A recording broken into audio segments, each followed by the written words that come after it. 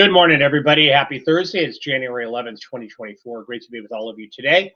My name is Bob Lang, and it's time for our daily bites. And we got started a little bit late this morning only because I had to take a look at see what the CPI numbers were going to look like and chew through those things to give you guys a little bit of analysis. And let's go ahead and get into that right now. And you can see here that core CPI and the headline numbers came in a little bit hotter than expected, 3.9% on the core year over year, which is still below 4%, which is below last month's number, which is 4%. Core on the monthly, 0.3.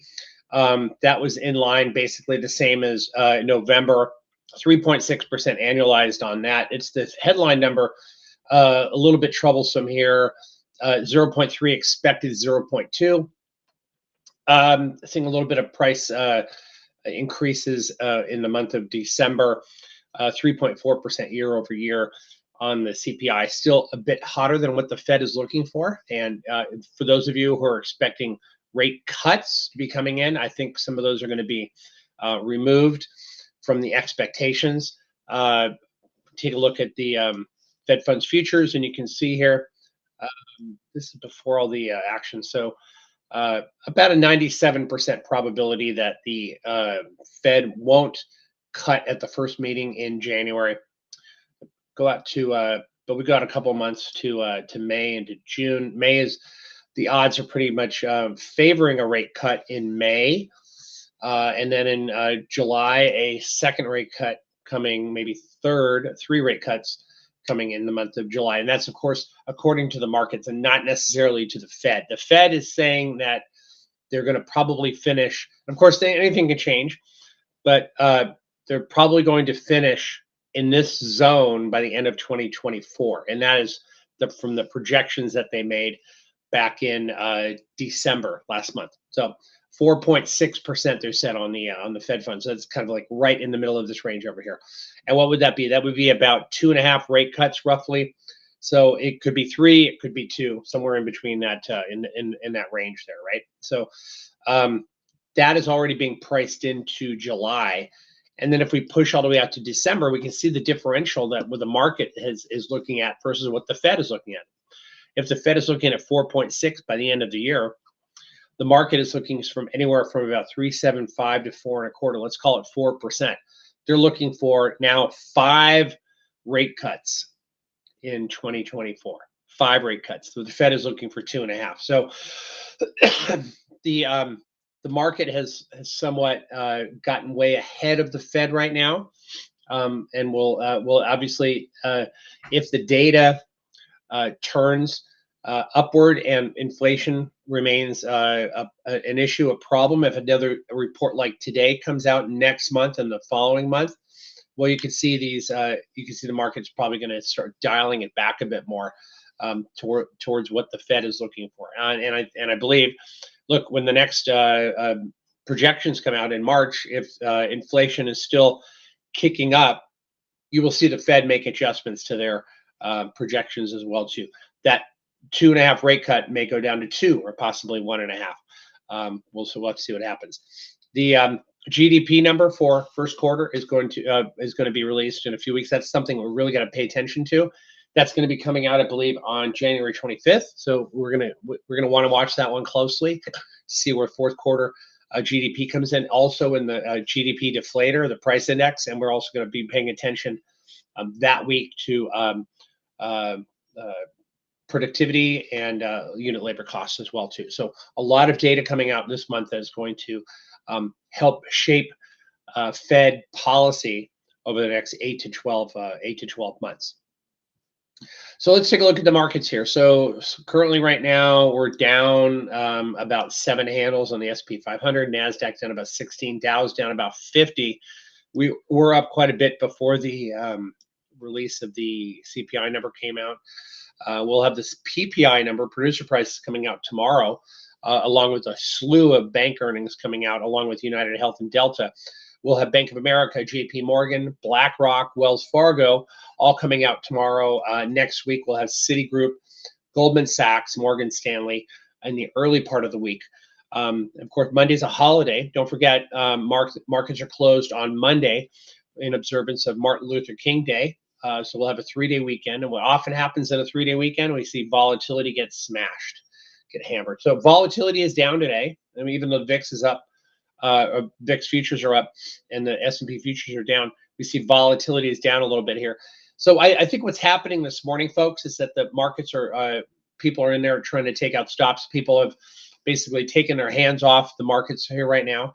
I thought that even a poor number, an inline number, we didn't get an inline number. An inline number was going to be positive because there was a nice strong bid in the market, but that bid suddenly went away for the past 20, 30 minutes. But we'll see what happens later on the trading day.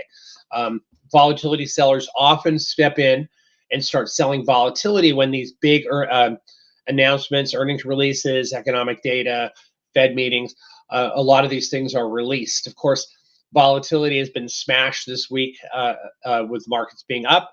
So perhaps some of that was already paid for in the beginning of the week.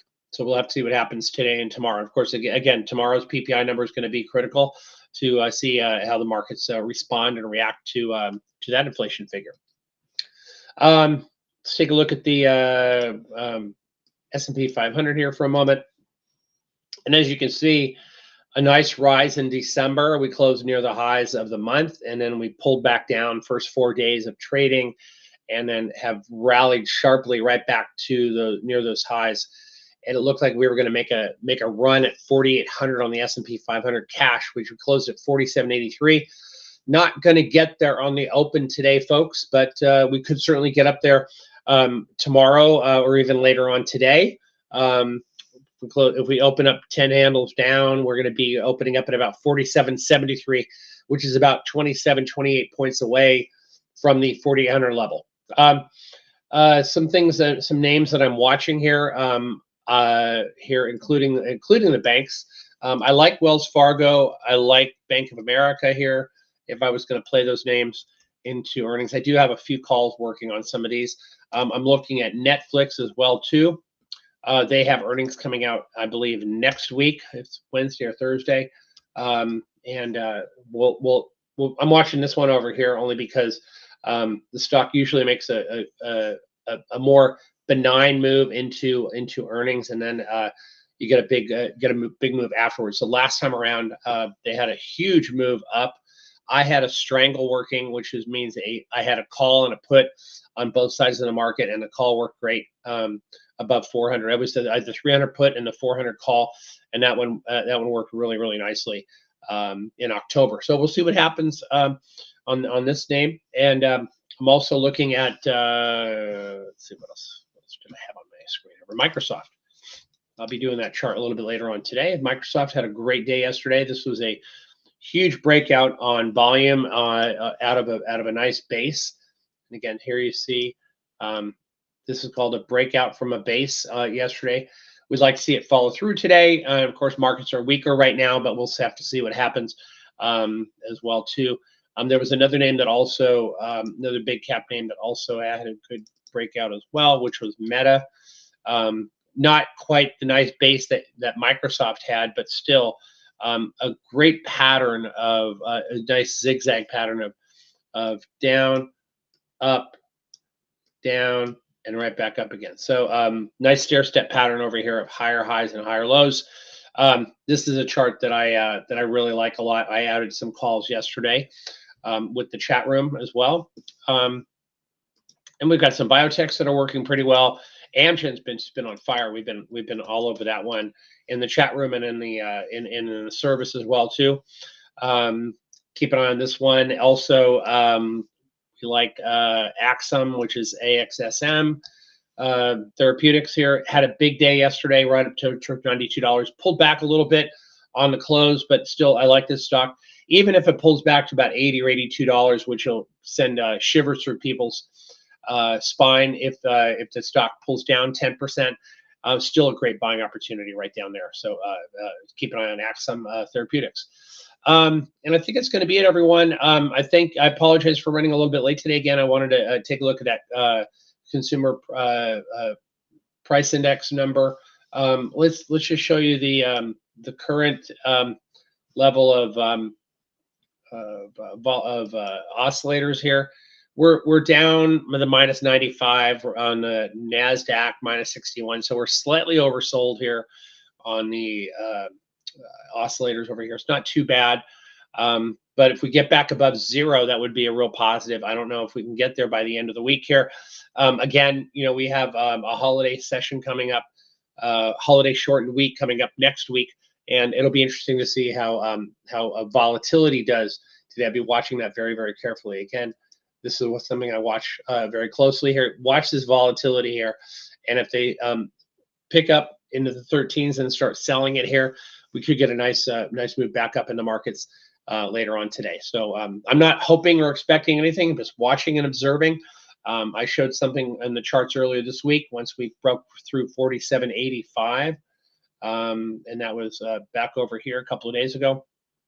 Once we got above that 47.85 area, it was right over here. It was off to the races, and sure enough, the markets did rally sharply into the close yesterday, and above 48.25 or something like that. So we got to pay attention to the action today. Play it safe.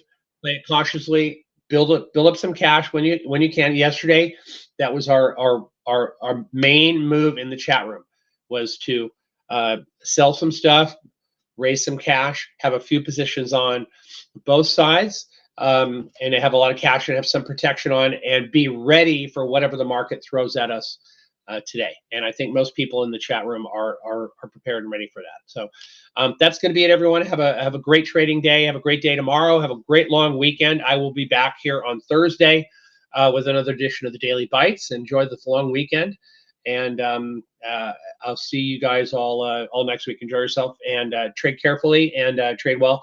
And I'll see you then. Take care. Bye.